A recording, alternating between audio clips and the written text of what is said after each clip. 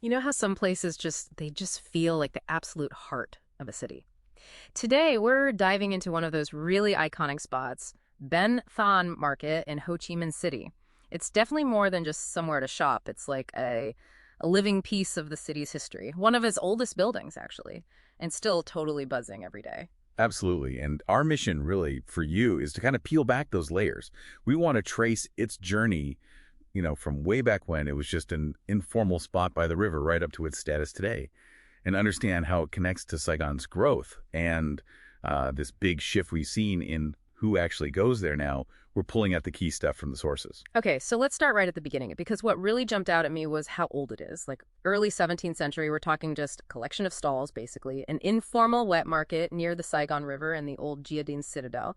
And the name itself, Ben Thanh, apparently means wharf and fortress, which makes perfect sense, right? It does. And then things get more, let's say, official during the French colonial time. They built an initial wooden market around 1860, but it burned down pretty quickly, like within 10 years. Wow, okay, a big wooden market gone just like that. Yeah, total devastation, you can imagine.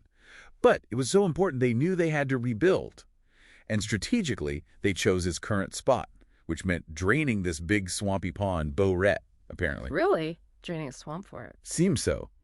Then between 1912 and 1914, they built the building we recognize now, that French Indochinese style, the big clock tower. It almost immediately became the symbol of Saigon. And what a symbol. Before 1975, I mean, this was the place to trade. Huge place, too. Over 13,000 square meters, something like 1,500 booths, maybe 6,000 businesses packed in there. The variety was just incredible. You knew where to go, right? North Gate for fresh stuff, east for spices and packaged food. Right. West for arts and crafts, south for clothes and jewelry. It was incredibly organized for its time. Not just a market, but like you said, a whole ecosystem. A real social hub, too. Okay, but then things changed dramatically after 1975 with reunification. Yeah, a huge shift. Yeah. Vietnam moved towards central planning, state control. Private business was really restricted, and this was part of a bigger national economic crisis. Think about inflation. It hit something crazy like 453% in 1986. 453%. That's hard to even imagine. How does a market survive that? Well, that's where the Doi Moi reforms come in, starting around 86. This was a massive change in direction, a socialist-oriented market economy, they called it. Meaning private businesses could operate again. Exactly. Private enterprise, market prices, foreign investment was encouraged. And Ben Thanh showed incredible resilience. It adapted. Vendors got back to business, changed what they sold, adjusted prices. It stayed vital. And some renovations in 85 probably helped keep it physically up to date, too. So it survived that turmoil, but then another shift happened more recently, like early 2000s. It started becoming, well, touristy. That's a good way to put it. Several things fed into that. Its location, obviously, prime spot in District 1. Plus, the new metro line's going to have a station right there. Convenient.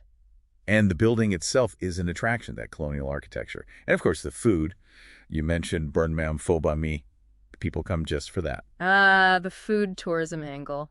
Makes sense. So the stuff being sold started to shift, too. More souvenirs, handicrafts, packaged coffee, things tourists would buy. They even launched the Ben Thanh Night Market back in 2002, extending the hours. Okay, so here's the really interesting part for me. The sources suggest this wasn't just adding tourists, it actually shifted the balance. Fewer locals.